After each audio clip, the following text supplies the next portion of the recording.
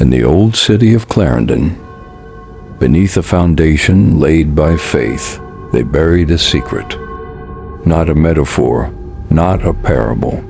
A voice they thought no one would hear again.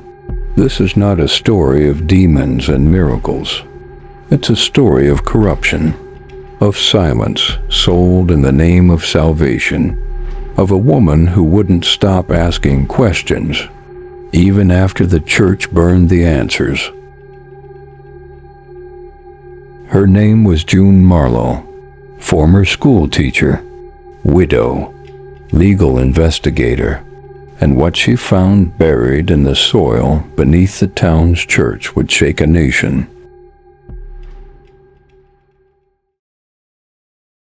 February 3rd, the Church of Divine Grace was expanding again, one of the town's fastest growing church, a symbol of prosperity. But at 3:42 p.m., a worker struck bone, human, curled in fetal position beneath 6 inches of concrete, and beside it, a rusted rosary with the number 2139 etched into the final bead. The media barely reported it. The developers said it was the remains of a long-abandoned graveyard. The church declined to comment, but the case file never closed, and that's where she came in. June Marlowe had spent the last 5 years investigating land fraud and clerical abuse. But this was different. The girl wasn't just buried, she had been erased. Her name was Sophia, and she had a story to tell, even in death.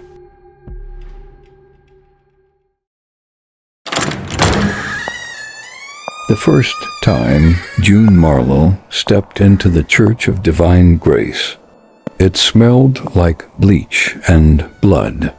Not literal blood, that would come later.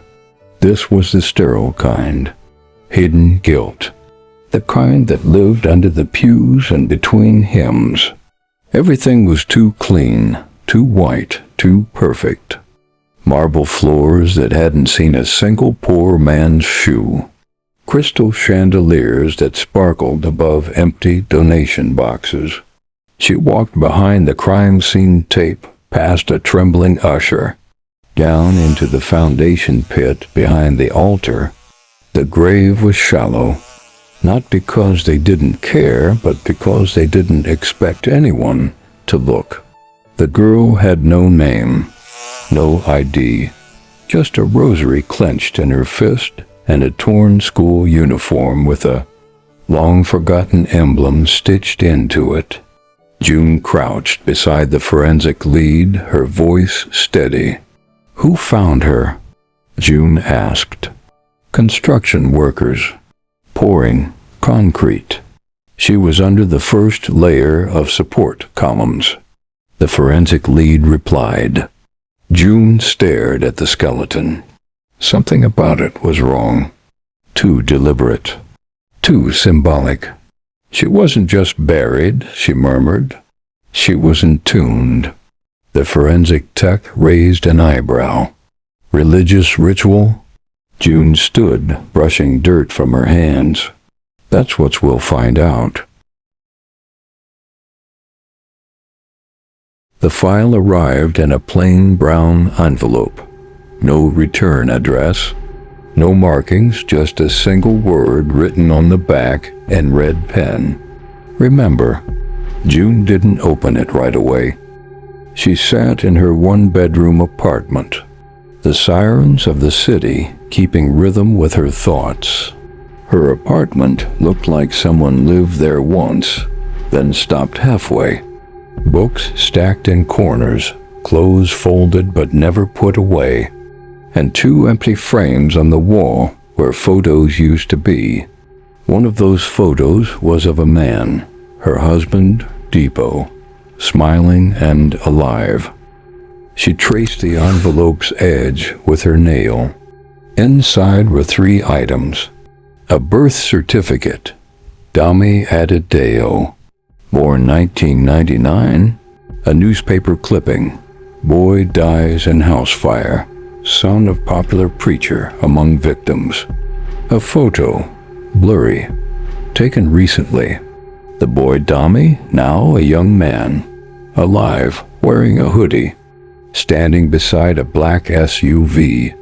June stared. Her pulse climbed. How are you still alive? She flipped the photo over, and there's scribbled on the back, he's the one you're looking for, but don't trust the church or the police. They already chose sides. The fire was called accidental. They said it started in the kitchen. Faulty wiring, bad generator. You know how it goes. The house burned fast, consuming the preacher's compound in minutes. They pulled out 3 bodies, the maid, the nanny, and a child. No dental records. The church buried them quickly. But June remembered that week. She was still teaching back then. The preacher's son, Dami, had suddenly stopped coming to school 2 weeks before the fire.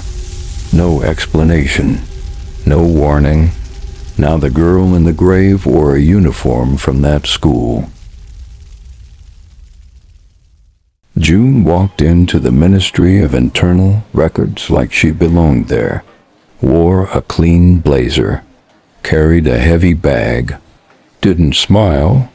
She found the clerk she needed, mid-50s, sleepy eyes chewing only God knows what. I need archived fire incident reports. Year 2014. Household, Adideo family. Malcolm District. The clerk scoffed. That file's locked. Classified due to clergy immunity. You need a court order. June nodded like she expected it. Then leaned in. I'm not here for permission. I'm here for the truth. If you're not the one who sells it, I'll find someone who does. The man paused, chewed slower. Then, without a word, he got up, walked to the back room, and returned with a manila folder wrapped in twine. Dropped it on the counter. You have 10 minutes. She opened it. There it was, the fire report. But something stood out. The fire was reported an hour before any 911 call was placed. By someone using a private church line. Someone new, June whispered. And they wanted that boy dead or gone.